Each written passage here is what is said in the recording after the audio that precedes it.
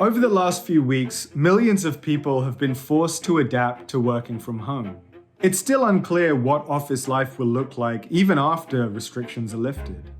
With so much up in the air right now, it's a perfect time to start to rethink work life completely. Like, how many days of the week we actually spend working. Robert Yen, CEO and co-founder of software company Monograph, swears by the idea of a 4-day workweek. Monograph's employees have been on a 4-day work week since its founding in 2017. They've taken to calling the extra day a mid-weekend, which allows workers time to rest, recuperate, and come back more focused than ever. While the gut reaction may be to assume that the extra day off for everyone would hurt the company's bottom line, studies and practical examples have disproved that notion. Last August, in Japan, the local division of Microsoft decided to experiment with that idea. They gave every employee 5 consecutive Fridays off.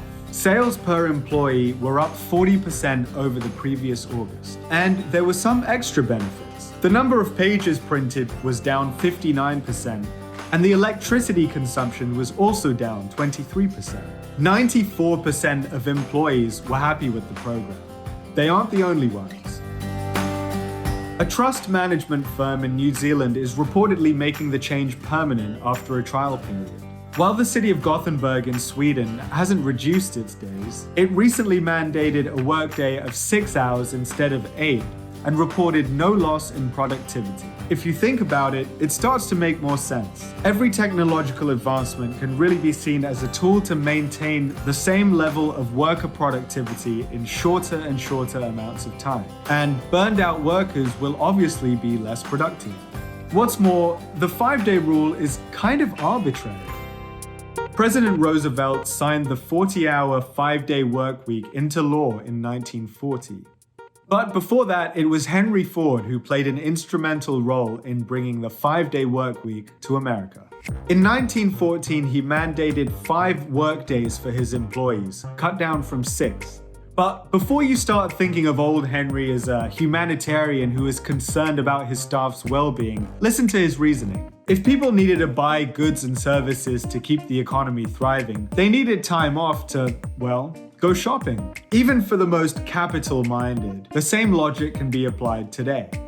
Widespread extra time off may have real benefits for the health of the economy as a whole. And more importantly, the impact on mental health could make all the difference in the lives of individual workers.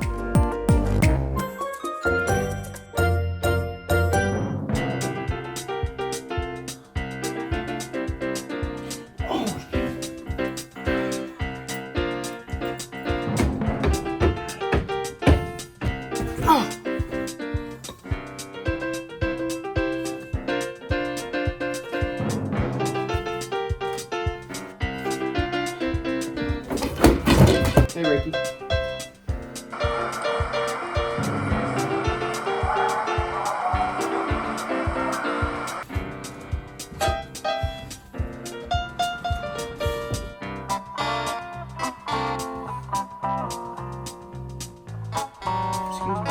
Excuse me, I'm sitting here. Hey guys, please let me off first. Let me off first. Let me off first. Hey, sorry I'm 2 hours late. The subway was just like insane this morning. Anybody come in on the F? Stand clear of the closing doors, please.